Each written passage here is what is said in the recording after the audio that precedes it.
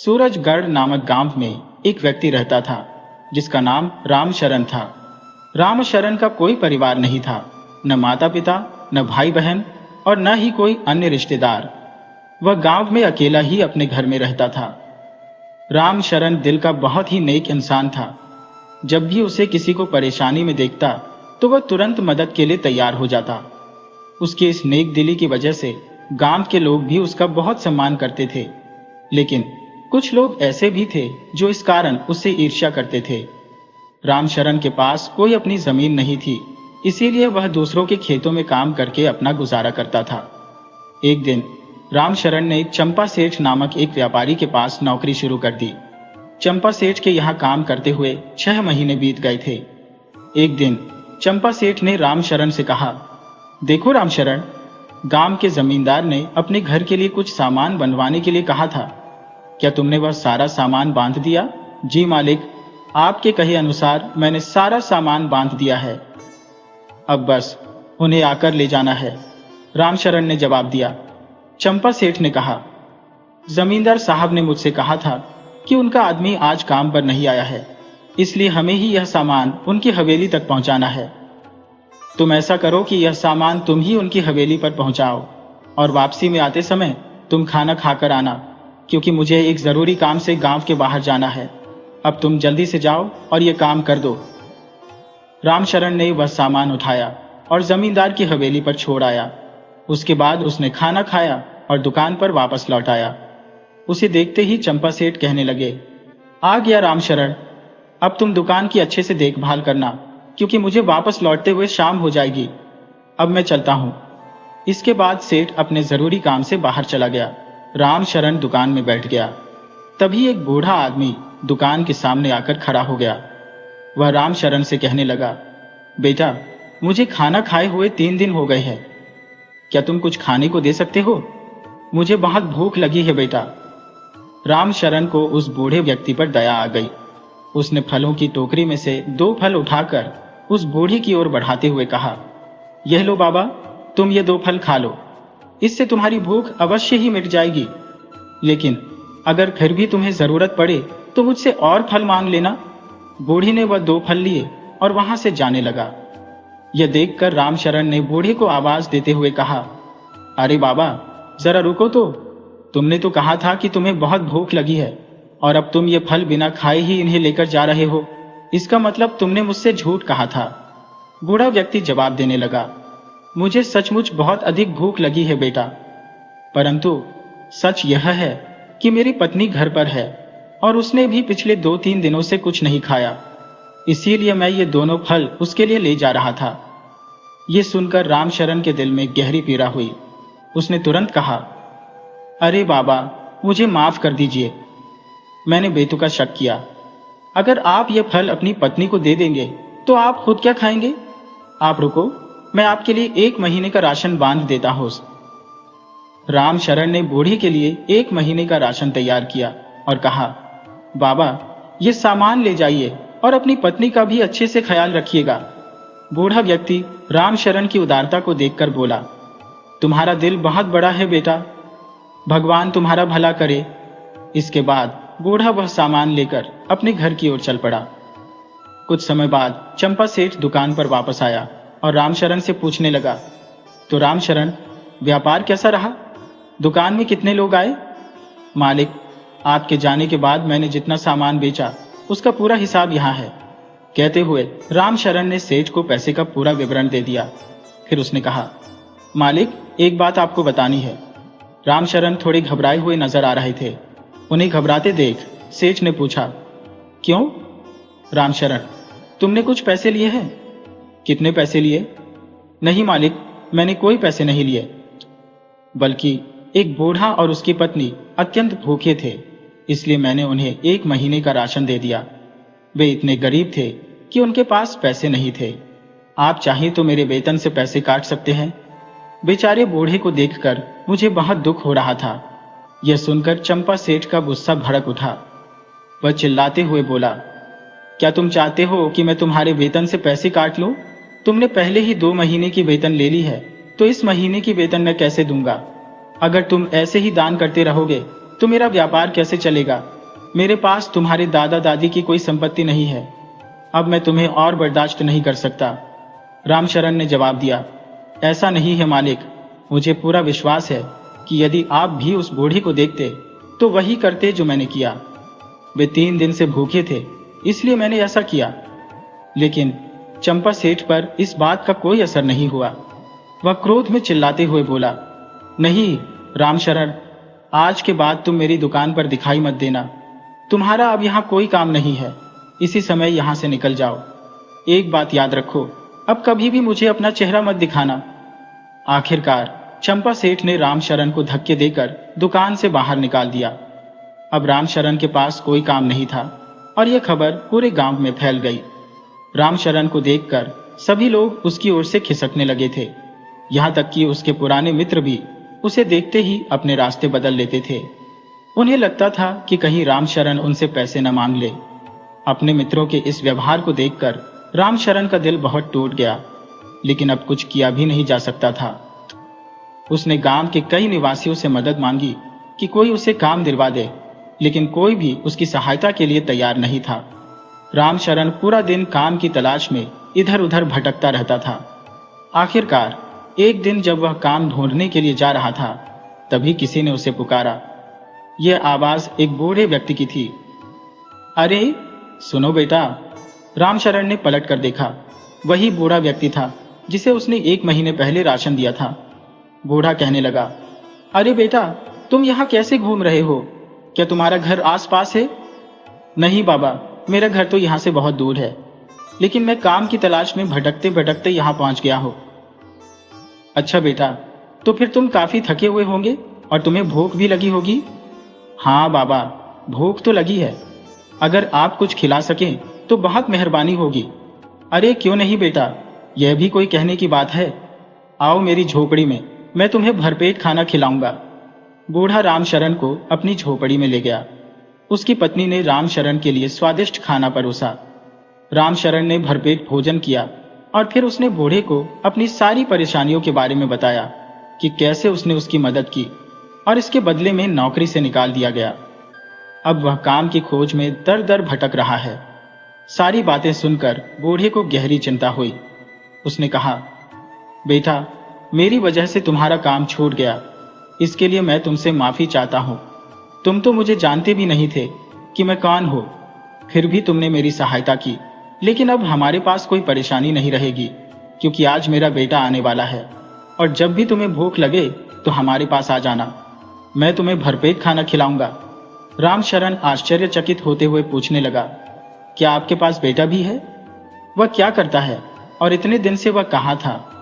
बूढ़ा हंसते हुए कहने लगा, बेटा, मेरा बेटा एक चोर है, लेकिन उसने कभी भी हमें कोई तकलीफ नहीं दी, हमेशा हमारा ख्याल रखा।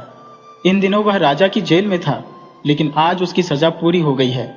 अब तक तो उसे आ जाना चाहिए था। रामशरण ने जब बूढ़े व्यक्ति की बातें सुनी और उनके बेटे प्रहलाद को देखा तो उसके मन में अनेक विचार उमड़ने लगे। वह सोचने लगा, मैं इस बूढ़े को देखे बिना घर से बाहर नहीं निकला था। अब मुझे जानना है कि तुम्हारा बेटा किसे कहते हैं। बूढ़ा हंसते हुए बोला, मेरे बेटे का नाम प्रहलाद है। प्रहलाद तो मेरे बचपन का साथी है, मेरे साथ ही पाठशाला में पढ़ता था, लेकिन कई दिनों तक उसका कोई अता पता नहीं मिला। तभी प्रहलाद 2 गायों के साथ आता है और अपने पिता से पूछता है, पिताजी, आप कैसे हैं और माँ कैसी है? रामशरण ने प्रहलाद को पहचानते हुए कहा, अरे क्या तुम प्रहलाद हो? हम दोनों ने साथ में पढ़ाई की थी। प्रहलाद ने रामशरण को ध्यान से देखा और कहा, अरे हाँ भाई, मैं तुम्हें पहचान गया। कैसे हो और आजकल क्या करते हो? दोस्त, मैं अब कुछ भी काम नहीं करता, इसी वजह से इधर उधर भटक रहा हूँ। आज तुम्हारे पिता ने मुझे बुलाकर खाना खिलाया। प्रहलाद ने मुस्कुराते हुए कहा, अच्छा रामशरण, बताओ, तुम पहले बहुत ही दुबले पतले थे, अब इतने ताकतवर कैसे बन गए? रामशरण ने जवाब दिया, भाई, मैं कुछ बुरे दोस्तों की संगत में आकर चोर बन गया था। एक दिन पकड़ा गया और राजा के सैनिकों ने मुझे कारागार में डाल दिया, लेकिन वहां मुझे बहुत अच्छा खाना मिलता था। सर्दियों में एक अच्छा कंबल भी मिला। वहां पर किसी प्रकार का काम नहीं करना पड़ता था, इसलिए मेरा शरीर इतना मजबूत हो गया। रामशरण ने हैरानी से पूछा, क्या वहां अच्छा खाना मिलता है और कोई काम भी नहीं करना पड़ता? प्रहलाद ने कहा, हाँ, यह सच है, लेकिन वहां हम अपने परिवार और मित्रों से नहीं मिल सकते। अकेले रहना किसी नर्क से कम नहीं है। इसलिए मैं अब कभी कारागार नहीं जाना चाहता। आज मेरी सजा पूरी हो गई है और मुझे छोड़ दिया गया है। राजा ने मेरे अच्छे स्वभाव को देखकर मुझे यह 2 गायें भी दी है और कहा है कि मेहनत करके अपना जीवन यापन करूं। फिर रामशरण वहां से चलने लगा और कहा, ठीक है मित्र, अब मैं चलता हूं।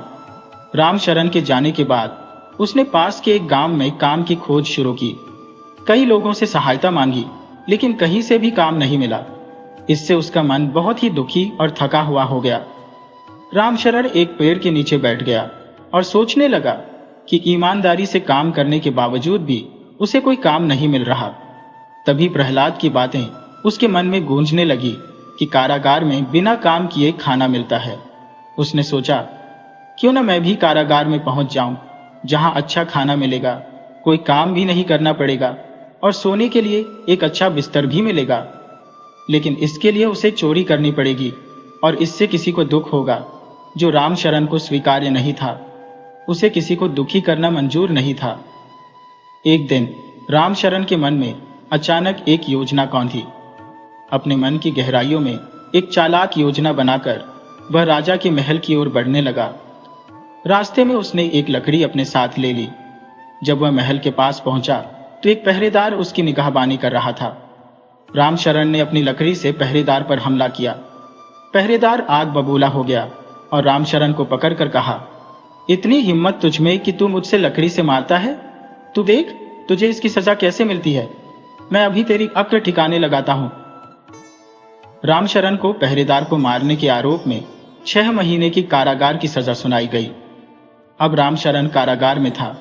वहां उसे समय पर खाना मिलने लगा और कुछ दिनों बाद उसे वहां का जीवन अच्छा लगने लगा।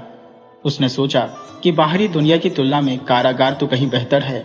यह कम से कम उसे भोजन मिलता है और रहने के लिए भी यह जगह बुरी नहीं है। बाहरी दुनिया में काम की तलाश में इधर उधर भटकना पड़ता था। कारागार की तुलना में यहाँ की शांति और सुकून उसे बहुत भाए। अब उसने तय कर लिया कि वह अपना पूरा जीवन यहीं बिताना चाहता है।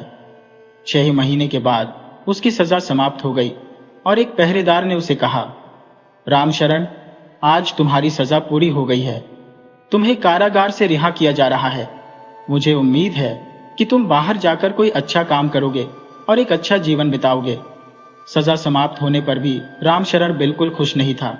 उसने कहा, इतनी जल्दी 6 महीने पूरे हो गए, लेकिन मैं बाहर नहीं जाना चाहता। मैं तो यहीं कारागार में रहना चाहता हूं।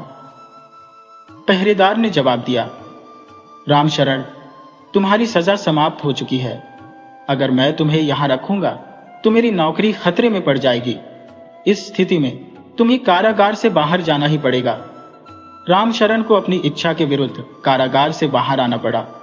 बाहर आने के बाद उसने सोचा कि अब उसे फिर से काम की तलाश में दर दर भटकना पड़ेगा। भले ही वह ईमानदारी से काम करे, उसे निकाल दिया जाएगा, और यदि किसी को पता चलेगा कि वह 6 महीने कारागार में था तो उसे कहीं भी काम मिलने की संभावना नहीं है।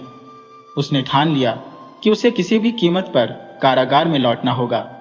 अब उसने सोचा, मैं ऐसा क्या करूं कि मुझे वापस कारागार में डाल दिया जाए। रामशरण ने कुछ समय तक गहन सोच विचार के बाद एक नई योजना बनाई। वह पुनः राजमहल की ओर बढ़ा। महल पहुंचकर उसने देखा कि महाराज छत पर विचर रहे थे। राजा को छत पर देखा तो रामशरण ने सोचा कि यह अवसर है। यदि वह एक पत्थर उठाकर राजा को चोट पहुंचाता है तो उसे सजा के रूप में कारागार में डाल दिया जाएगा और इस बार उसे लंबी और कठोर सजा मिलेगी।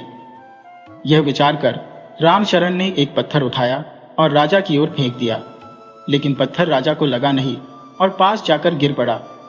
राजा ने रामशरण की इस हरकत को देख लिया था। रामशरण ने पुनः पत्थर उठाकर राजा की ओर उछाला। राजा का क्रोध भड़क उठा और उसने छत से चीखते हुए कहा, अरे मूर्ख, तुम कौन हो? सिपाही, जल्दी जाओ और इस आदमी को पकड़कर मेरे सामने पेश करो। सिपाही ने राजा के आदेश का पालन करते हुए रामशरण को पकड़कर उसके सामने हाजिर कर दिया। राजा ने पूछा, भाई, तुम कौन हो और मेरे ऊपर पत्थर क्यों फेंका? एक सिपाही ने जवाब दिया, महाराज, यह आदमी पहले भी लकड़ी से हमले कर चुका है और 6 महीने की कारागार की सजा काट चुका है। राजा ने पूछा, तुम ऐसा क्यों कर रहे हो? क्या तुम्हारा मानसिक संतुलन बिगड़ गया है? क्या तुम नहीं जानते कि एक राजा को चोट पहुंचाने की सजा क्या हो सकती है? रामशरण ने उत्तर दिया, महाराज, यही तो मैं जानता हूं। आप मुझे कारागार में डाल देंगे, ये मेरी योजना है, इसलिए मैंने पत्थर फेंका। मैं चाहता हूं कि आप मुझे अधिक से अधिक और लंबी सजा दें। कृपया मुझे कारागार में डाल दें। राजा ने आश्चर्यचकित होकर कहा, तुम पागल लगते हो। कारागार में रहना कोई सुखद स्थिति नहीं है। यहां से बाहर आने के लिए लोग तरसते हैं और तुम यहां जाने की सोच रहे हो। तुम्हारे साथ ऐसा क्या हुआ है? रामशरण ने बड़ी ही निराशा और गहरी पीड़ा के साथ राजा से कहा, महाराज, मैं क्या बताऊं आपको। मैं एक सजग और ईमानदार व्यक्ति हूं। बस कुछ लोगों की मदद करने के कारण मुझे काम से निकाल दिया गया। गांव गांव, गली गली भटकने के बावजूद कहीं भी कोई काम नहीं मिला। मेरी भूख और पीड़ा को समझने वाला कोई भी नहीं है। इसलिए मैंने सोचा कि कारागार में समय पर भोजन मिल जाता है और एक छत भी मिल जाती है। इसी कारण मैंने कारागार में जाने का निर्णय किया, परंतु चोरी जैसा अपराध करके नहीं, क्योंकि मैं किसी को दुखी नहीं करना चाहता। इसीलिए मैंने आप पर पत्थर फेंका था ताकि मुझे कारागार में डाल दिया जाए। कृपया मुझे कारागार में डाल दें। इसके बाद रामशरण ने राजा को विस्तार से अपनी पूरी कहानी सुनाई, जिसमें बताया कि किस प्रकार उसके कठिन समय में उसके मित्र भी उसका साथ छोड़ चुके थे। राजा ने सारी बातें सुनने के बाद सोचा कि रामशरण कोई बुरा आदमी नहीं है। वह बस अपनी भूख मिटाने और सुरक्षित रहने के लिए कारागार जाना चाहता है। उसके भले स्वभाव और दूसरों की सहायता की आदत के कारण लोग उसे पसंद नहीं करते। राजा ने कहा, देखो, तुम सिर्फ पेट की भूख शांत करने के लिए कारागार जाना चाहते हो। मुझे लगता है तुम्हें कारागार की नहीं, बल्कि एक सम्मानजनक काम की आवश्यकता है। मैं तुम्हें आज ही अपने शाही बगीचे में माली की नौकरी पर रखता हूं। यदि तुम मन लगाकर काम करोगे तो तुम्हें किसी चीज की कमी नहीं होगी। क्या तुम्हें यह मंजूर है? राजा की बात सुनते ही रामशरण की आंखों में आंसू भर आए, लेकिन उसने उन्हें छुपाते हुए कहा, महाराज, मैं मेहनत से कमाए हुए भोजन का आदर करता हूं। आपने मुझे अपने महल में नौकरी दी, इससे अधिक क्या हो सकता है? मैं आपको कभी शिकायत का मौका नहीं दूंगा और पूरी मेहनत से काम करूंगा। ठीक है, तो आज से तुम अपने काम पर लग जाओ और भविष्य में कभी कारागार जाने का ख्याल भी मत करना। इसके बाद रामशरण ने राजा के बगीचे में माली के रूप में काम करना शुरू किया और अब वह एक शांत और सुकून भरी जिंदगी जीने लगा।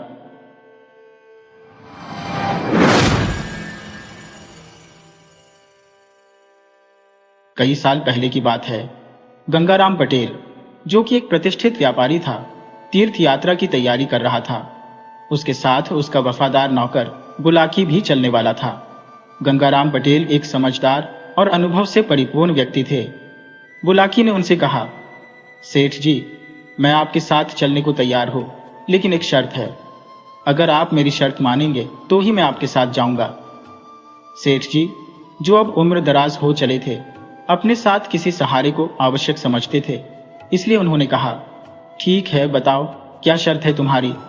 तब बुलाकी ने कहा, यात्रा के दौरान अगर मैं आपसे कोई सवाल पूछूं तो आपको उसका उत्तर देना होगा। अगर आप ऐसा नहीं करेंगे तो मैं वापस लौट जाऊंगा। सेठ जी ने सहमति जताते हुए कहा, मुझे मंजूर है, लेकिन तुम एक दिन में सिर्फ एक ही सवाल पूछोगे और हमारी बाकी बातचीत को सवालों में नहीं गिना जाएगा। बुलाकी ने कहा, ठीक है सेठ जी, जैसा आप कहें। दोनों ने इस पर सहमति बना ली और फिर एक घोड़े पर सवार होकर तीर्थ यात्रा के लिए निकल पड़े। दिन बीतता गया और रात की घनी चादर चारों ओर फैलने लगी। एक नगरी के करीब पहुंचकर सेठ जी ने कहा, बुलाकी, आज की रात हम यहीं ठहरते हैं। दोनों ने यह निर्णय किया और अपना तंबू लगाने लगे। तंबू लगाने के बाद बुलाकी ने कहा, सेठ जी, मैं नगर से कुछ खाने पीने का सामान लेकर आता हूं। बुलाकी ने सेठ जी से कुछ पैसे लिए और नगर की ओर चल पड़ा।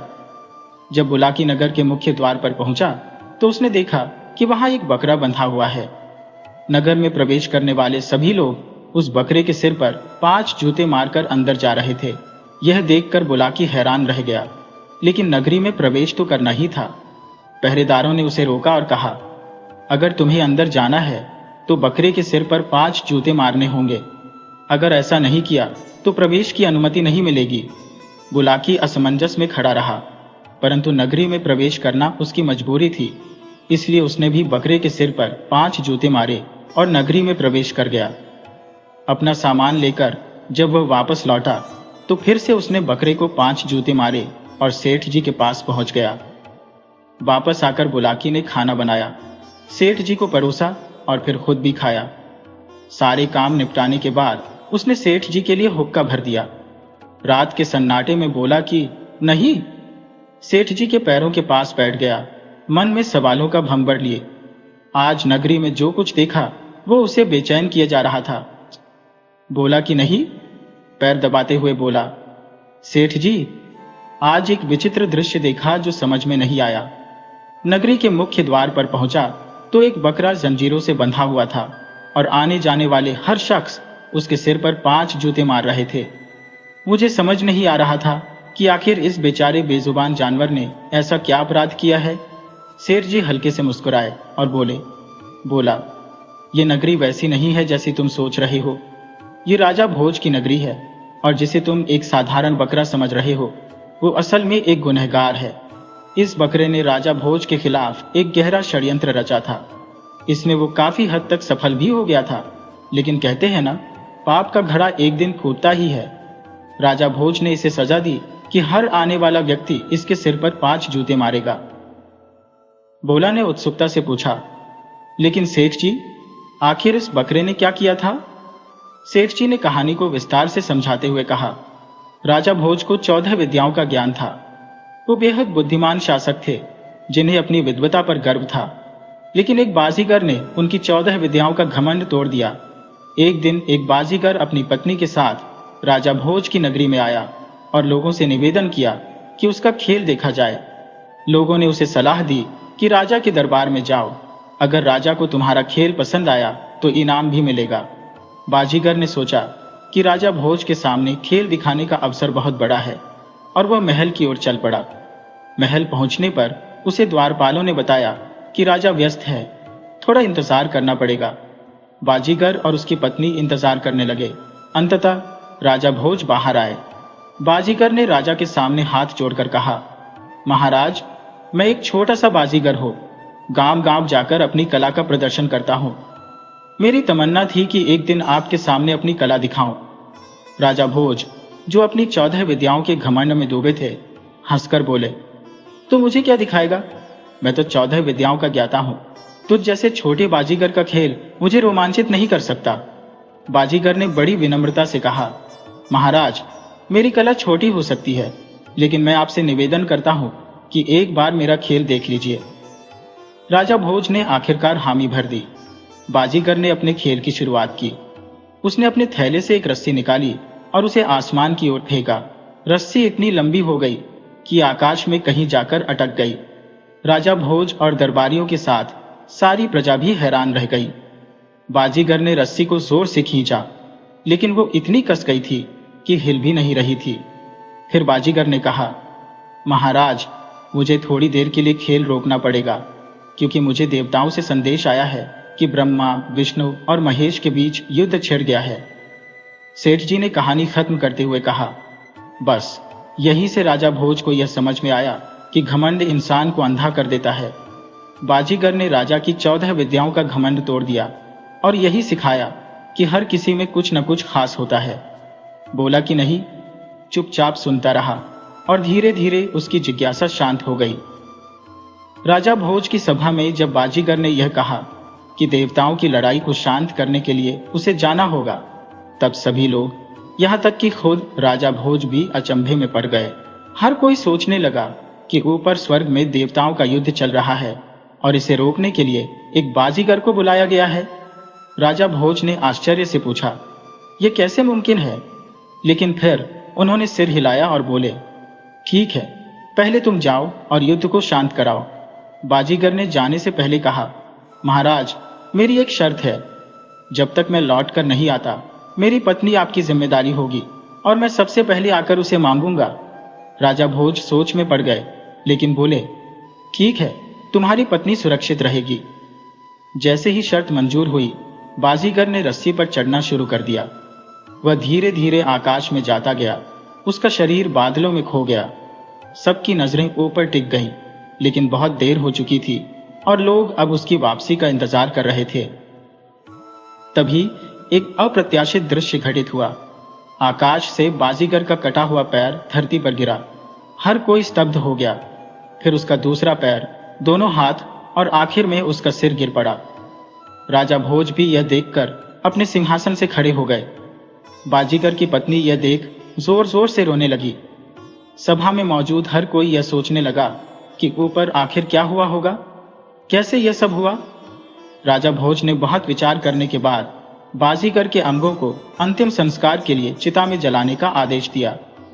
जैसे ही यह बात बाजीगर की पत्नी के कानों में पड़ी, उसने रोते रोते कहा, महाराज, मैं अपने पति के साथ सती होना चाहती हूँ। राजा भोज और उनकी रानियों ने उसे समझाने की बहुत कोशिश की। तुम अभी जवान हो, अपनी जिंदगी मत समाप्त करो। लेकिन बाजीगर की पत्नी ने जिद पकड़ ली। उसने कहा, अगर मुझे सती न किया गया तो मैं यहाँ मौजूद सभी लोगों को श्राप दे दूंगी, जिससे कोई भी उबर नहीं पाएगा। उस समय श्राप का बहुत महत्व था। लोग इससे बहुत डरते थे। राजा भोज खुद भी इस बात से भयभीत हो गए। जब बाजीगर की पत्नी को समझाने का कोई फायदा नहीं हुआ, तब राजा ने उसे भी सती होने की इजाजत दे दी। दोनों की चिता जला दी गई, लेकिन असली मुसीबत अभी बाकी थी। चिता की आग अभी ठंडी भी नहीं हुई थी कि विराज और पंजानिधि का माहिर जादूगर धीरे धीरे रस्सी से नीचे उतरता हुआ लौट आया। जैसे ही राजीव ने जादूगर को यूं उतरते देखा, वहां खड़े हर एक शख्स की आंखें हैरानगी से फटी रह गईं। एक बार फिर सभी के दिलों में सवालों का एक बवंडर उठने लगा। अब जादूगर जमीन पर पहुंच गया और सीधा राजा भोज के सामने आकर बोला, तो महाराज बताइए, मेरी कला कैसी लगी आपको? मैं आसमान में उड़ान भरकर वापस लौट आया हूं। राजा और पूरी प्रजा हक्का बक्का रह गई, जैसे राजा पत्थर की मूर्ति बन गया हो। जादूगर के सामने खड़ा राजा कुछ भी बोलने या सोचने की हालत में नहीं था। इसी बीच वहां मौजूद लोग एक तरफ उस जलती हुई चिता को देख रहे थे, जो अब तक ठंडी भी नहीं हुई थी। अब जादूगर का गुस्सा भड़कने लगा और वह बोला, मैंने इतना शानदार खेल दिखाया और कोई भी मेरी तारीफ नहीं कर रहा है। जब किसी ने भी उसकी प्रशंसा नहीं की, तो जादूगर ने निराश होकर कहा, ठीक है महाराज, अगर आपको और आपकी प्रजा को मेरी कला पसंद नहीं आई तो मैं क्या कर सकता हूँ। मैं तो आपसे इनाम की उम्मीद लेकर आया था, मगर कोई बात नहीं, मैं किसी और नगरी में जाकर अपना खेल दिखाऊंगा। वहां का राजा मुझे जरूर सराहेगा। अब आप मेरी बाजी करने को बुलवाइए, जिससे मैं यहां से निकल सकूं, क्योंकि मैंने अपने हिस्से की अमानत आपके पास छोड़ी थी। राजा भोज जादूगर को पत्थर की मूर्ति की तरह घूरते रहे। जादूगर ने अपनी पत्नी को हर जगह ढूंढा, मगर वह कहीं नहीं मिली। जब काफी खोजबीन के बाद भी उसकी पत्नी का कोई अता पता नहीं चला, तो जादूगर क्रोधित होकर राजा भोज पर इल्जाम लगाने लगा। अब राजा को अपनी चुप्पी तोड़नी पड़ी, क्योंकि कोई भी राजा अपनी इज्जत पर यूं लांछन लगते नहीं देख सकता। राजा भोज बोले, तुम्हारी पत्नी तो तुम्हारे साथ ही सती हो गई थी। राजा ने जादूगर को पूरी घटना बताई, मगर जादूगर तैश में आकर बोला, महाराज, आप झूठ बोल रहे हैं। जरूर आपने मेरी पत्नी को कहीं छुपा दिया है। राजा भोज ने शांत स्वर में कहा, भला मैं तुम्हारी पत्नी को क्यों छुपाऊंगा? तुम्हारी पत्नी के साथ मेरा कोई लेना देना नहीं है। लेकिन जादूगर मानने को तैयार नहीं था। वह कहने लगा, आप मेरी पत्नी को अपनी रानी बनाना चाहते थे। मेरी बाजी करनी रूपमती है, जैसी स्त्री संसार में कहीं नहीं, और आपकी कोई भी रानी उसकी बराबरी नहीं कर सकती। आप चरित्रहीन राजा है। सारी प्रजा यह सुनकर अवाक रह गई। राजा भोज बार बार समझाने की कोशिश करते रहे कि उन्होंने कुछ भी गलत नहीं किया, मगर जादूगर अपनी बात पर अड़िग रहा। अंततः जादूगर ने चुनौती दी, महाराज, अगर मैं आपकी महल से अपनी पत्नी को ढूंढ निकालूं, तो क्या आप अपना राज्य मुझे दे देंगे? राजा भोज ने गंभीर स्वर में कहा, यदि तुम ऐसा कर पाओ तो मैं सारा राजपाट तुम्हारे नाम कर दूंगा। जादूगर ने अपने कदम महल की ओर बढ़ाए। जैसे ही वह महल के अंदर दाखिल हुआ, उसने जोर से पुकारा, बाजी करनी, आओ, हम चलें। ऊपर से एक आवाज आई, आती हूँ जी। बाजी करनी महल के एक कक्ष से बाहर निकली और जादूगर के पास आकर खड़ी हो गई। उसे देखकर राजा भोज और महल के सभी लोग दंग रह गए। जादूगर ने राजा भोज की ओर घूरते हुए कहा, महाराज, अब क्या सफाई देंगे? मेरी पत्नी तो आपके महल से ही बाहर आई है। राजा भोज ने कहा, मैं नहीं समझ पा रहा कि ये कैसी रहस्यमयी घटना घट रही है, परंतु मैं एक न्यायप्रिय राजा हूं और अपनी प्रतिज्ञा के अनुसार मैं अपना राजपाट आपको सौंपना चाहता हूं। बाजीगर ने मुस्कुराते हुए उत्तर दिया, महाराज, मुझे आपके राज्य में कोई रुचि नहीं है। मैं तो बस आपकी 14 विद्याओं का अहंकार तोड़ने आया था, और यह जो मैंने किया वह मेरी 15वीं विद्या है, जिसे आप अब तक नहीं जानते थे।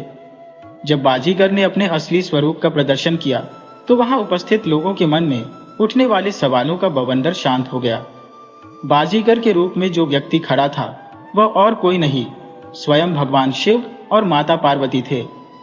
भगवान शिव और माता पार्वती के अंतर्ध्यान होने के बाद राजा भोज गहरे विचारों में डूब गए। वह सोचने लगे कि यह 15वीं विद्या कितनी अद्भुत और अज्ञात है, जिसने उनके अभिमान को चूर चूर कर दिया। अब राजा के सामने एक नई चुनौती थी, इस विद्या को कैसे सीखा जाए। अचानक राजा भोज को ध्यान आया कि भगवान शिव और माता पार्वती तो उनसे काफी दूर जा चुके हैं। उन्होंने तुरंत अपने सिंहासन से उठकर महल से बाहर दौड़ लगाई और उसी दिशा में बढ़ चले जहां भगवान शिव और माता पार्वती जा रहे थे। दूर से उन्होंने उन्हें देखा और पास पहुंचकर उनके चरणों में गिर पड़े। राजा भोज ने कहा, हे कृपा निधान, मेरी समस्या का समाधान कीजिए। भगवान शिव ने उत्तर दिया, महाराज, आप तो 14 विद्याओं के स्वामी हैं। आपके नाम का डंका दूर दूर तक बजता है, फिर आपको क्या परेशानी हो सकती है?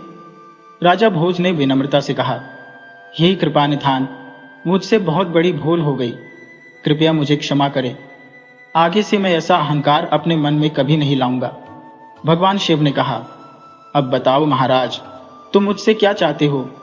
राजा भोज ने उत्तर दिया, हे भगवान, मैं 15वीं विद्या सीखना चाहता हूं, कृपया मेरा मार्गदर्शन करें।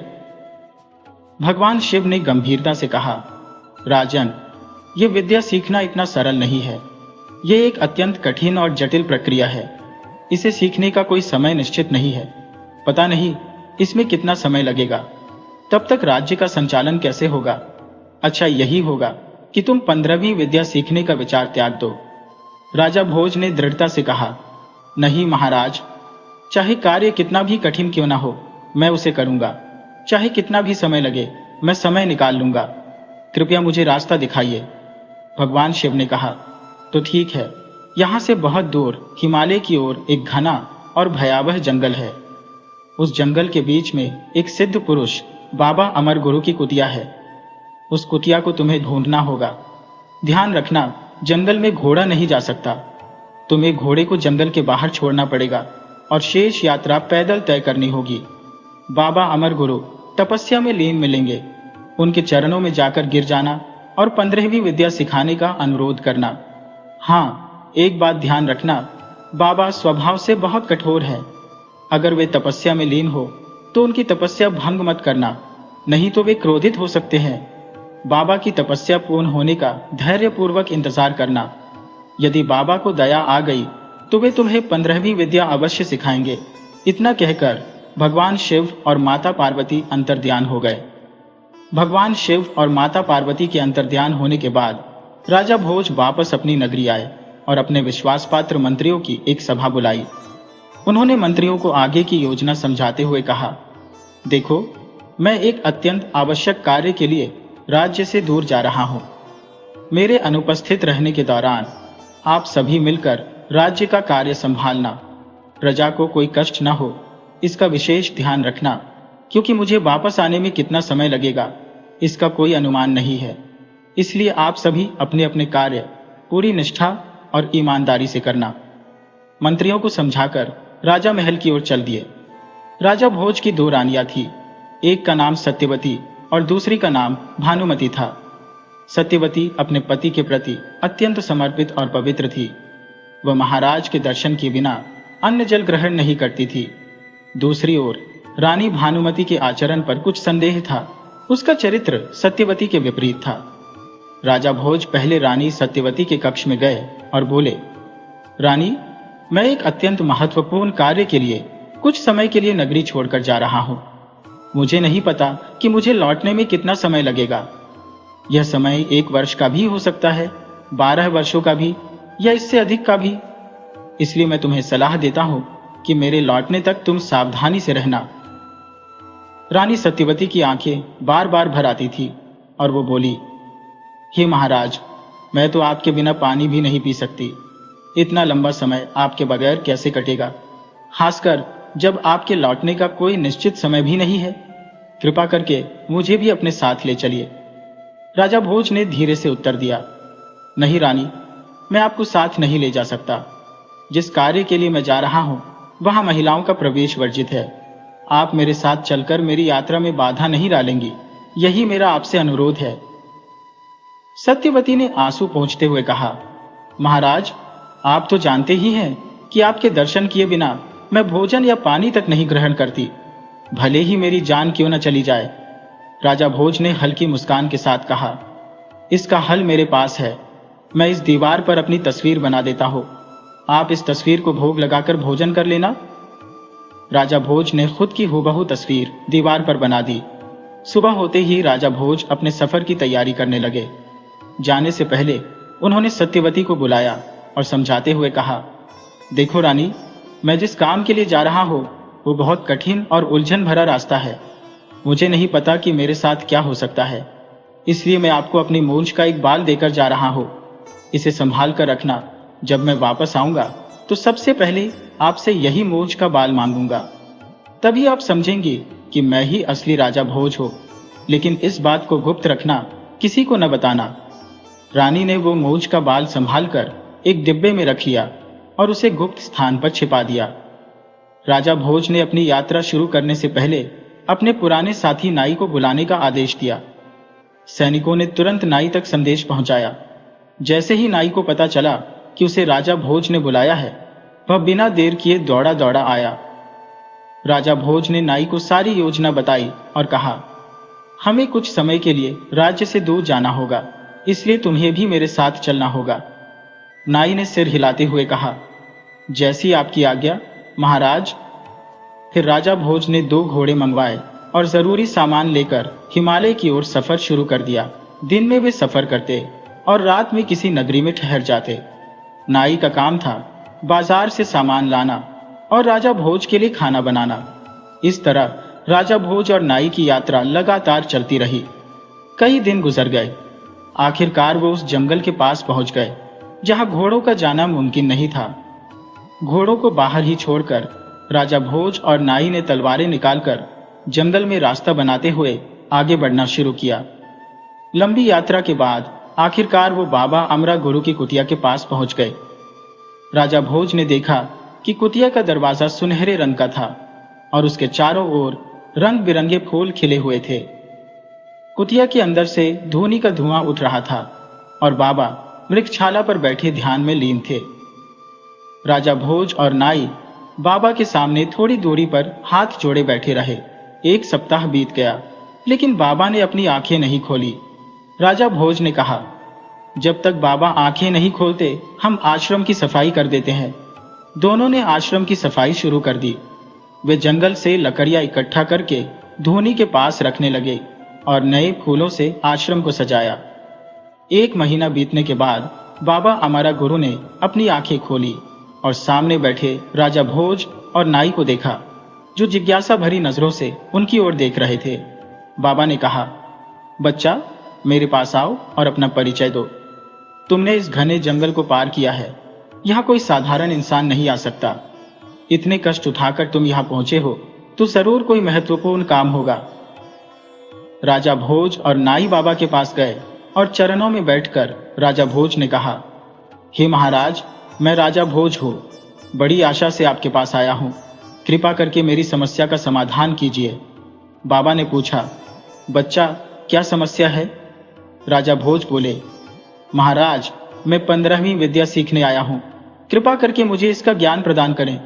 बाबा ने गंभीरता से कहा, बालक, तू एक बड़ी समस्या लेकर आया है, लेकिन एक बात बता, तुझे मेरा पता किसने बताया? राजा भोज बोले। महाराज, एक बाजीगर ने।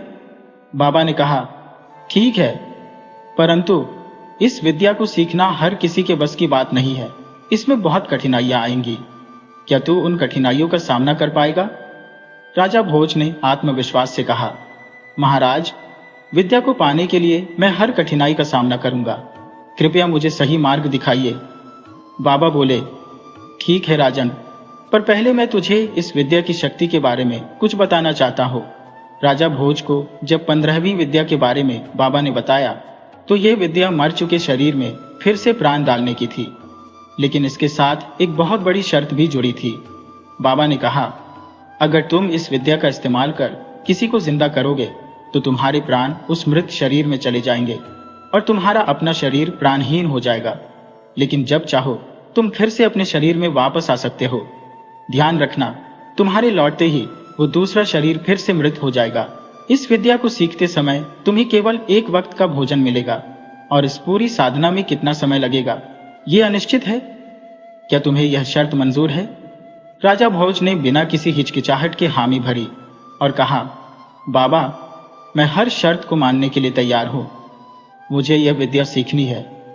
बाबा ने कहा, तो ठीक है, कल से तुम्हारी शिक्षा आरंभ होगी।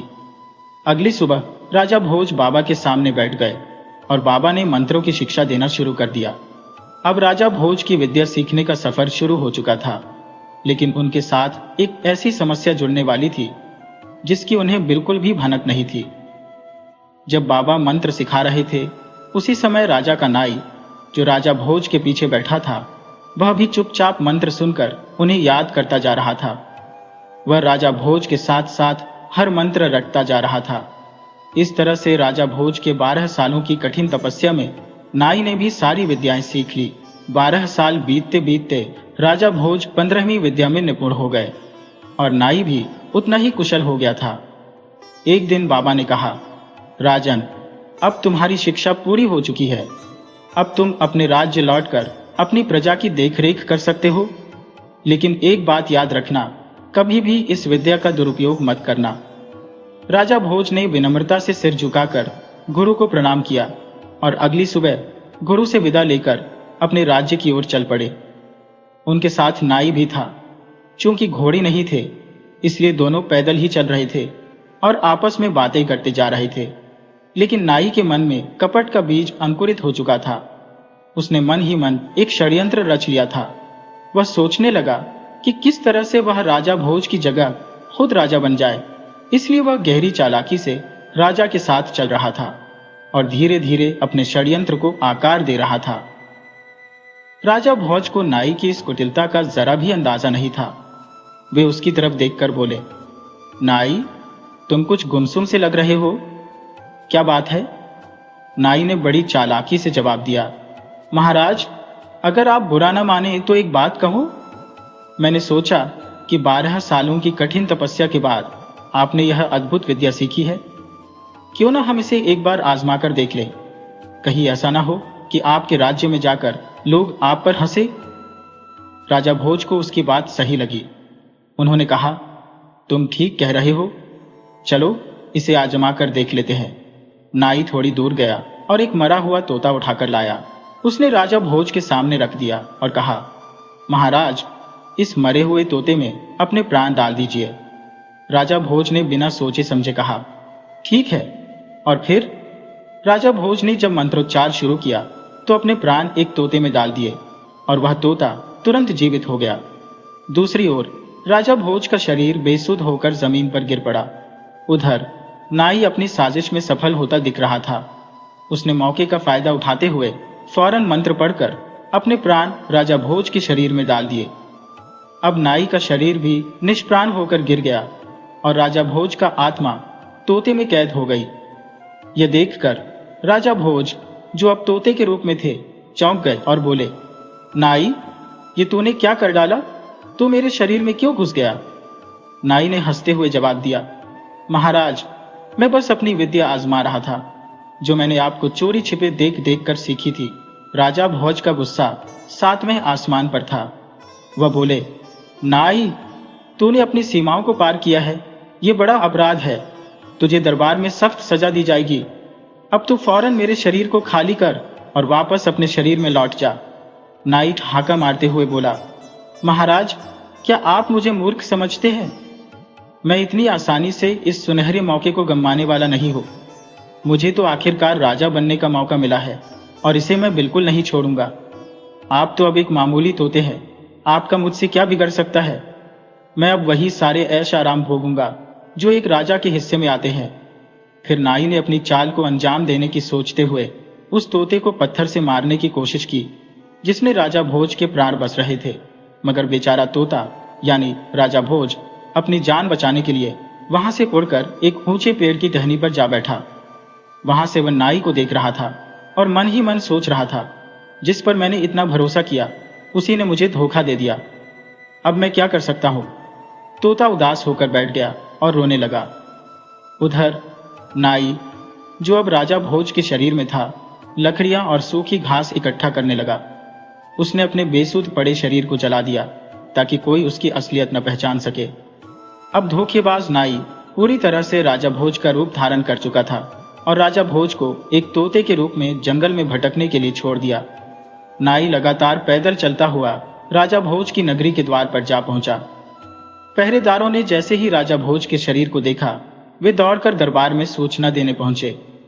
राजा के वापस लौटने की खबर सुनते ही दरबार के सभी मंत्री और सदस्य खुशी से उछल पड़े। वे बैन बाजे, फूल मालाएं और ढेरों आदर सत्कार का सामान लेकर राजा के स्वागत के लिए दौड़ पड़े। नाई, जो अब राजा भोज बना हुआ था, महल के द्वार पर पहुंचा, जहां नौकरानियां आरती की थाली लेकर स्वागत के लिए खड़ी थी।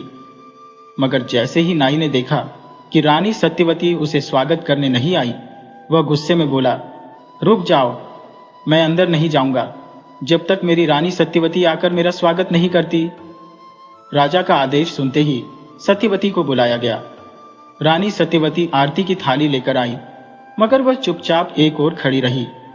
तब नाई, जो अब राजा भोज के रूप में था, बोला, क्या बात है रानी, क्या आप हमें देखकर खुश नहीं है? हम इतने वर्षों बाद लौटे हैं। सत्यवती ने शांति से कहा, महाराज, मैं आपकी आरती करूंगी और आपको खुशी खुशी आपके कक्ष में लेकर चलूंगी, मगर पहले मुझे यह बताइए कि जब आप जरूरी काम से जा रहे थे तो क्या कहकर गए थे? नाई, जो अब राजा भोज बना हुआ था, चिढ़कर बोला, रानी, ऐसी छोटी छोटी बातें 12 साल बाद कौन याद रखता है? आप आइए और हमारी आरती कीजिए। सत्यवती ने कठोर स्वर में कहा, कभी नहीं। पहले आप मुझे वह वादा याद दिलाइए जो आपने जाते वक्त किया था, तभी मैं आपको महल में आने दूंगी। नाई मन ही मन सोचने लगा, यह रानी तो बहुत तेज और होशियार है, यहां मेरी कोई चाल काम नहीं आने वाली। फिर उसने सोचा कि किसी तरह से सत्यवती को चुप कराए ताकि उसकी असलियत न खुल सके। जब नाई रानी भानुमति के महल के दरवाजे पर पहुंचा तो उसने देखा कि भानुमति पहले से ही राजा के स्वागत के लिए आरती की थाल लिए खड़ी थी। राजा को लंबे समय बाद देखकर वह बहुत प्रसन्न थी। उसने खुशी खुशी आरती उतारी और राजा को अपने कक्ष में ले गई। रानी भानुमति के महल में नाई ने तमाम सुख सुविधाओं का आनंद उठाया। धीरे धीरे रात गहराने लगी। भानुमति तो चैन की नींद सो गई, लेकिन नाई की आंखों में नींद का नामो निशान नहीं था। उसके मन में चिंता का एक अजीब सा भय समा गया था। यह चिंता थी उस तोते की जिसमें स्वयं राजा भोज समाहित थे और जो इंसानों की तरह बोल सकते थे। नाई को डर था कि कहीं वह तोता महल से बाहर निकलकर सब भेद न खोल दे। इस चिंता से निजात पाने के लिए नाई ने एक खतरनाक योजना बनानी शुरू की। दूसरी तरफ राजा भोज, जो अभी भी एक तोते के रूप में उसी घने जंगल में भटक रहे थे, वे बेचारे भूख और प्यास के मारे इधर उधर भटकते रहे। पानी की तलाश में वे एक बावड़ी तक पहुंच गए जहां 99 तोते पहले से ही थे। उन तोतों ने देखा कि एक नया तोता आया है और वह बहुत प्यासा लग रहा है। वह बेचारा लगातार पानी पिए जा रहा था। नया तोता देखकर सभी तोते खुश हो गए और आपस में बातें करने लगे। चलो दोस्तों, इससे दोस्ती कर लेते हैं। अगर ये हमारा साथी बन गया तो हम पूरे 100 हो जाएंगे। फिर सारे तोते राजा भोज बने उस तोते के पास आए और अपनी तोतों की भाषा में उससे बातचीत करने लगे। चूंकि राजा भोज 15 विद्याओं के ज्ञाता थे, वे तोतों की भाषा समझ सकते थे। उन्होंने भी तोतों की भाषा में जवाब दिया, देखो दोस्तों, मैं अकेला हूँ, मेरा कोई परिवार नहीं है, मैं दुनिया घूमने निकला हूँ। अगर आप सब मुझसे दोस्ती करना चाहते हो तो मैं तैयार हूँ, मैं आप सबके साथ ही रहूंगा। सारे तोते बहुत खुश हुए और सब मिलकर रहने लगे। अब राजा भोज हर दिन उन तोतों को ज्ञानवर्धक बातें और कहानियां सुनाने लगे। इससे सभी तोते सोचने लगे कि ये तोता बहुत ही समझदार है, इसके आने से हमें पानी की तलाश में भटकना नहीं पड़ता, यह हमें सीधे वहां ले जाता है जहां पानी उपलब्ध होता है। इस कारण सभी तोते राजा भोज का आदर करने लगे और एक दिन तो उन्होंने मिलकर राजा भोज को अपना मुखिया बना दिया। जब राजा भोज उन तोतों के साथ हो गए तो सबका समय आनंदमय बीतने लगा, क्योंकि 15 विद्याओं के ज्ञाता तोता उनके बीच मौजूद था, जो किसी भी समस्या का समाधान पहले से ही सूंघ लेता था। उसकी उपस्थिति से सभी तोते सुरक्षित महसूस करने लगे। लेकिन अब इन तोतों के सामने एक नई समस्या आने वाली थी, जिसने उन्हें फिर से भटकने और अपनी जान बचाने के लिए भागने पर मजबूर कर दिया। उधर नाई की योजना तैयार हो चुकी थी। उसने राज्य में घोषणा करवाई कि सभी मंत्रियों से कह दो कि महाराज का आदेश है, तुरंत सभा लगाई जाए। महाराज का हुक्म सुनते ही सभी मंत्री, द्वारपाल, सेनापति और रानी दौड़ते हुए सभा में पहुंचे। जब सब उपस्थित हो गए तो राजा ने आदेश दिया, हमारे राज्य की सीमा तक सभी प्रजाजनों को यह संदेश भेजा जाए कि राजा का हुक्म है, जो भी बूढ़ा, जवान, नारी कोई भी तोता मारकर लाएगा, उसे एक तोते के बदले एक सोने का सिक्का दिया जाएगा। जो 2 लाएगा उसे 2 सोने के सिक्के, और जो 10 लाएगा उसे 10 सोने के सिक्के मिलेंगे, और जो 50 तोते लाएगा उसे 50 सोने के सिक्के दिए जाएंगे। राजा का यह हुक्म सुनकर सभी दरबारी हैरान रह गए। ये राजा को क्या हो गया है? अचानक तोते मरवाने का आदेश क्यों दे रहे हैं? लेकिन सभी केवल सोच ही सकते थे, राजा का आदेश था, कोई उसके खिलाफ नहीं जा सकता था। यह समाचार जब प्रजाजनों तक पहुंचा तो सभी निठल्ले लोग तोते पकड़ने निकल पड़े। शाम तक कोई 1 तोता लाता, कोई 2, कोई 10 तोते लाता, और जो जितने तोते लाता उसे उतने ही सोने के सिक्के दिए जाते। धीरे धीरे यह समाचार आसपास के नगरों में भी फैल गया कि फलाना राजा तोते मारने के बदले में सोने का सिक्का दे रहा है। बेचारे तोते समझ नहीं पा रहे थे कि उनका क्या कसूर है, उन्हें क्यों मारा जा रहा है। यह खबर जब राजा भोज के पास पहुंची तो वह तुरंत सतर्क हो गए। उन्होंने अपने साथी 99 तोतों को बुलाया और कहा, होशियार हो जाओ, मुसीबत हमारे ऊपर आने वाली है। सारे तोते बेचारे डर गए और राजा भोज बने तोते की ओर उम्मीद भरी निगाहों से देखने लगे। उन्होंने कहा, प्रधान जी, हम आपके सुझाव के अनुसार ही काम करेंगे, कृपया करके हमें मार्गदर्शन दीजिए। अब राजा भोज ने 99 तोतों की सुरक्षा का भार अपने कंधों पर ले लिया। वह अपनी चातुर्यता से सभी दोस्तों को बचाते रहे, लेकिन नियति ने कुछ और ही मंजूर कर रखा था। एक रात जब सभी सो रहे थे, पेड़ पर बैठे तोते आपस में विचार विमर्श कर रहे थे। अचानक एक तोते की निगाहें एक शिकारी पर पड़ी, जो कंधे पर धनुष और कमर पर बाण बांधे हुए, हाथ में बोरा लिए उनकी दिशा में आ रहा था। उसने तुरंत राजा भोज, जो उनके प्रधान थे, को इसकी सूचना दी। राजा भोज ने शिकारी को युवा देखकर तुरंत एक योजना बनाई और सभी तोतों को समझाया, उड़ने की गलती मत करना, क्योंकि उसके हाथ में धनुष और बाण है। यदि हमने उड़ने की कोशिश की तो हम में से 2 या 3 तोते निश्चित ही मारे जाएंगे, इसीलिए मेरी बात मानो। सभी डरे हुए और चिंतित तोते ने सिर हिलाकर सहमति जताई। राजा भोज ने अपनी योजना समझाते हुए कहा, देखो, पहले यह शिकारी पेड़ के पास आएगा और इतने सारे तोते देखकर खुश हो जाएगा। उसकी लालच उसे सभी तोते पकड़ने की ओर ले जाएगी।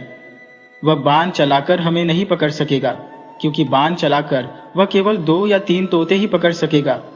हमें एक नाटक करना होगा ताकि शिकारी सोच सके कि हम पहले से ही मरे हुए हैं। मतलब अपनी गर्दन इस तरह झुका दो कि ऐसा लगे जैसे हम मृत हैं।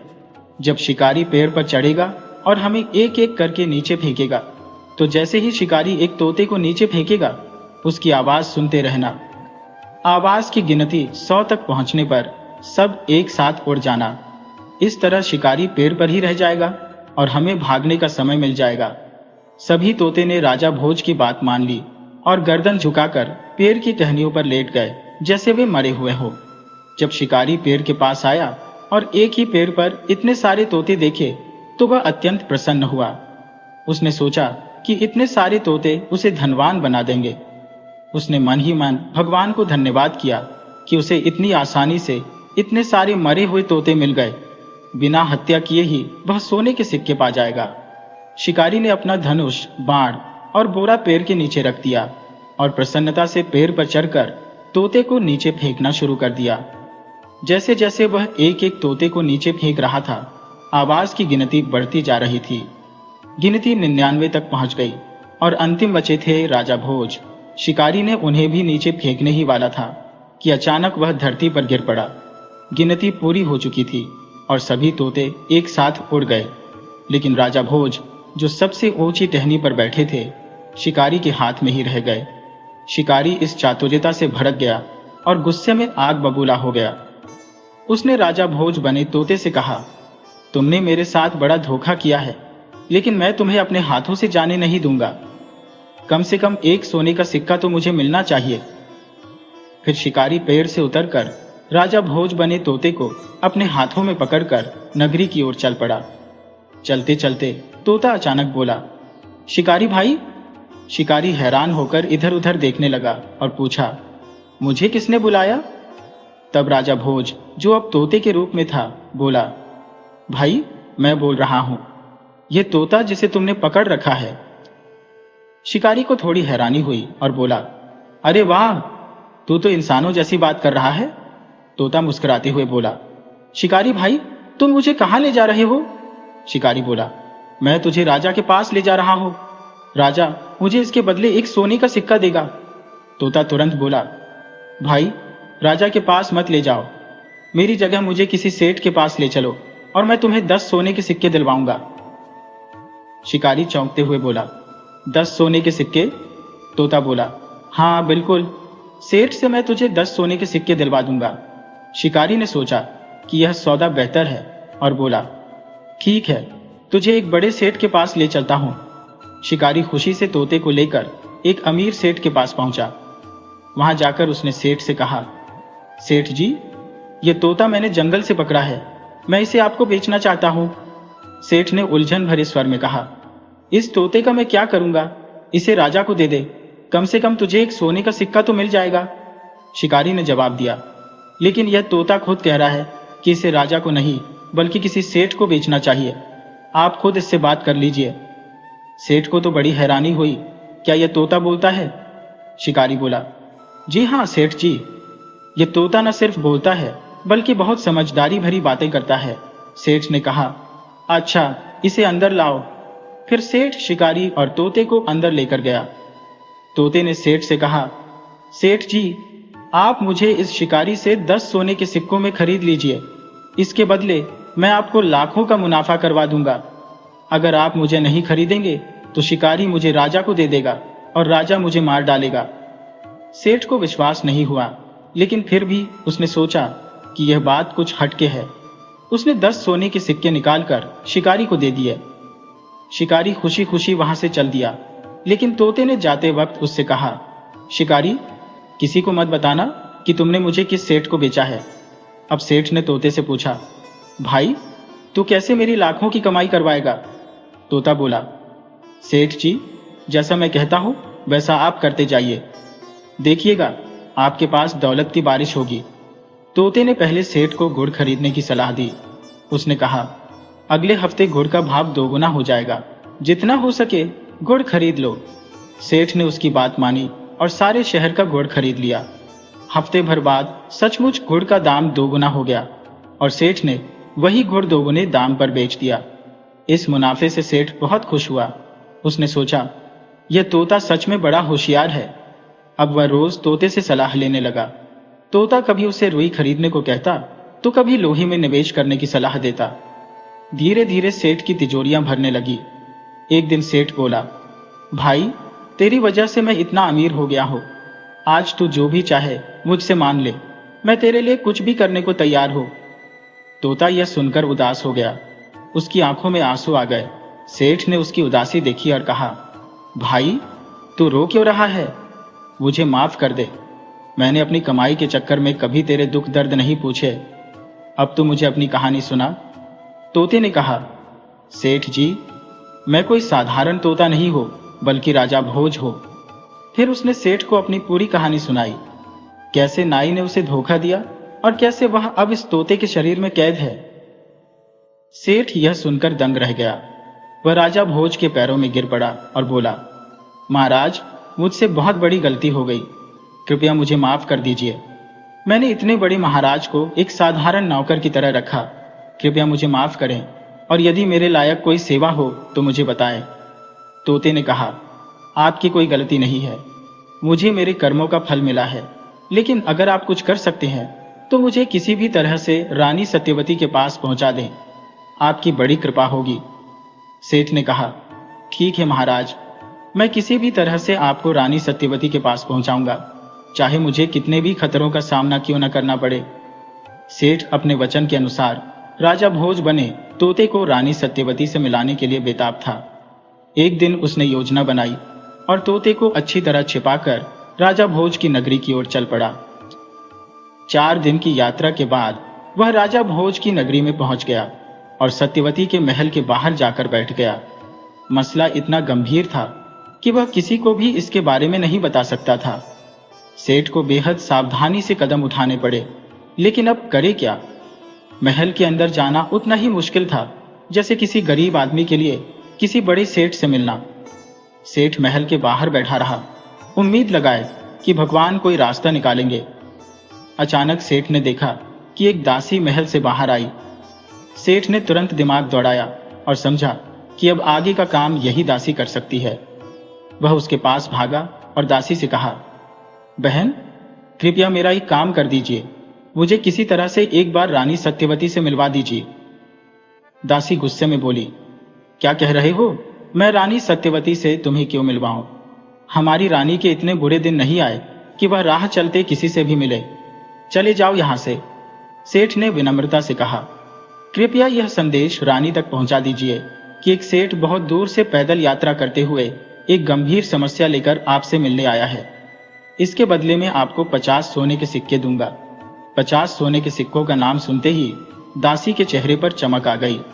उसने मन ही मन सोचा, इतने से काम के 50 सोने के सिक्के मिल रहे हैं तो इसमें क्या हर्ज है। दासी बोली, ठीक है, लेकिन पहले मुझे 50 सोने के सिक्के दो, तभी मैं रानी के पास जाकर तुम्हारा संदेश पहुंचाऊंगी। सेठ ने तुरंत 50 सोने के सिक्के उसे थमा दिए।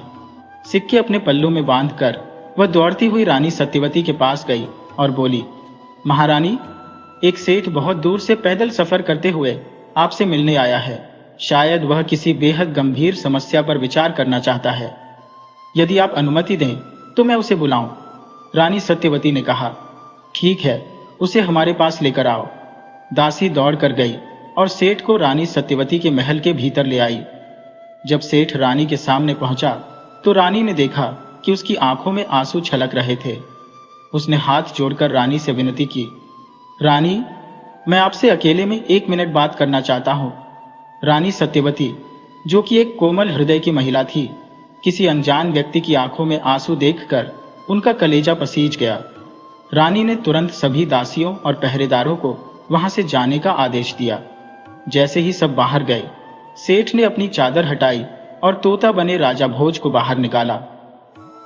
सेठ ने कहा, महारानी, ये कोई और नहीं बल्कि स्वयं राजा भोज है।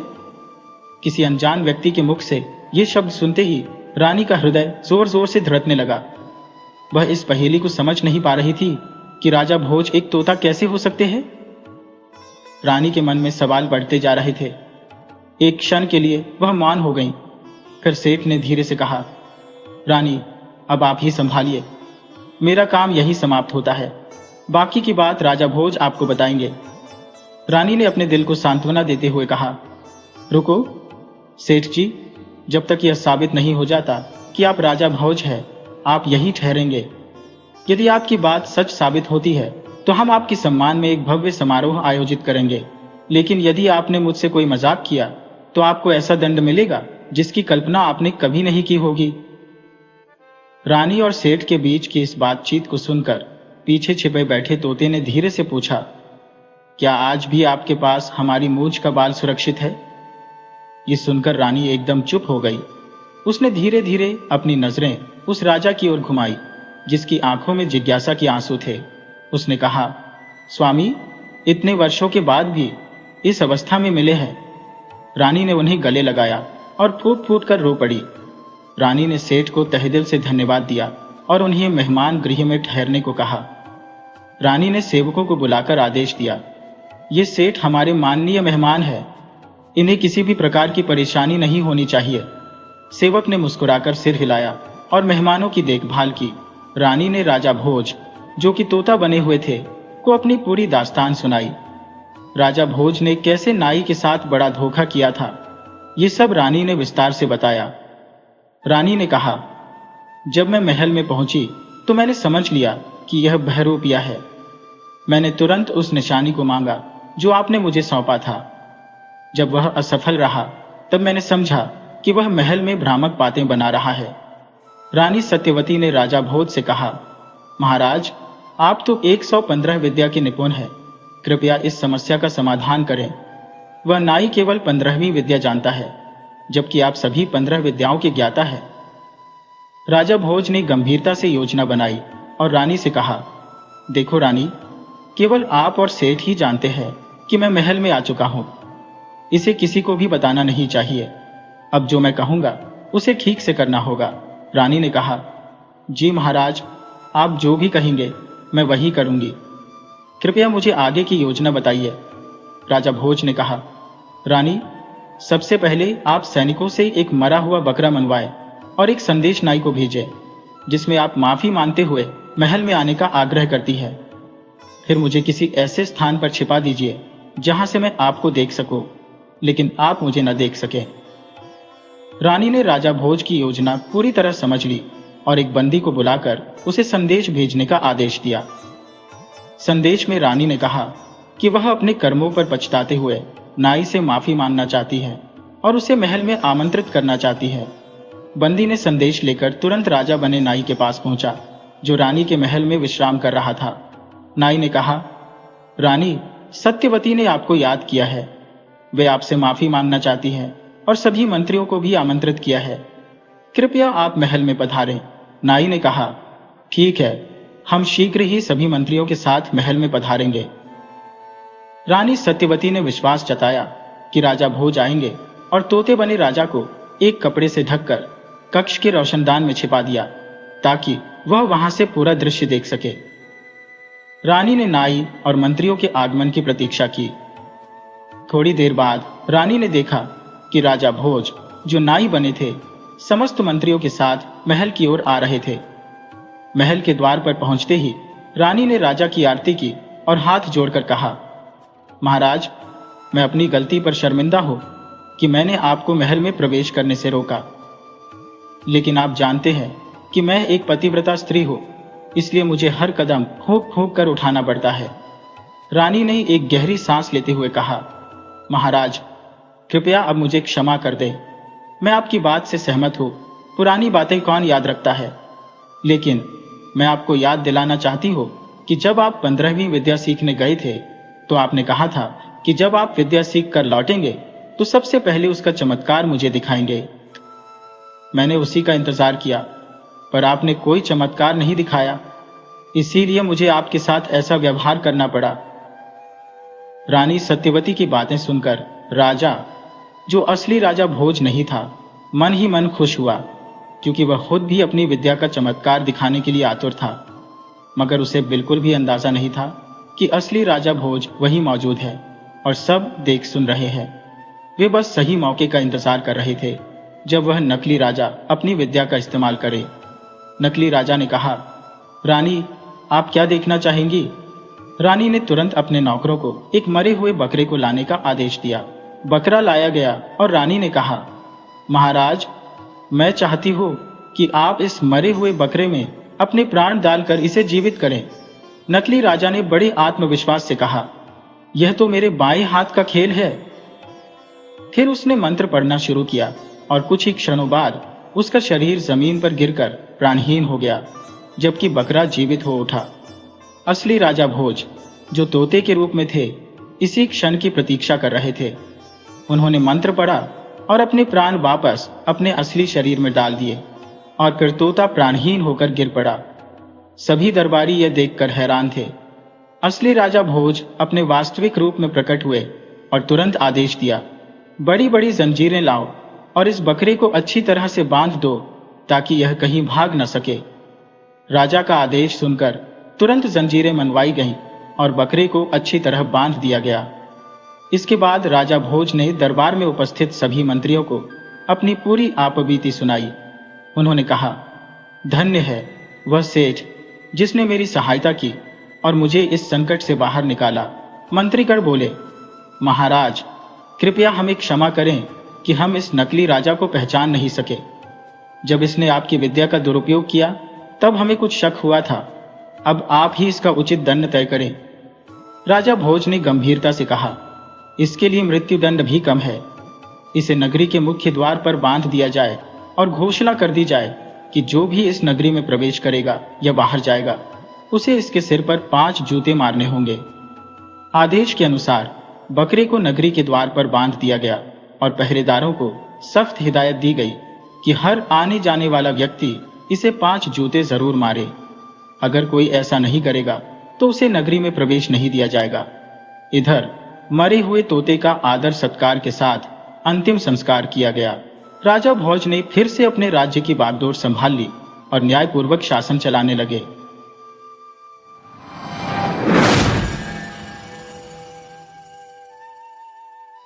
वीडियो अच्छी लगी हो तो इसे लाइक करें और ऐसी ही मज़ेदार कहानियों के लिए चैनल को सब्सक्राइब करें और बेल आइकन दबाएं।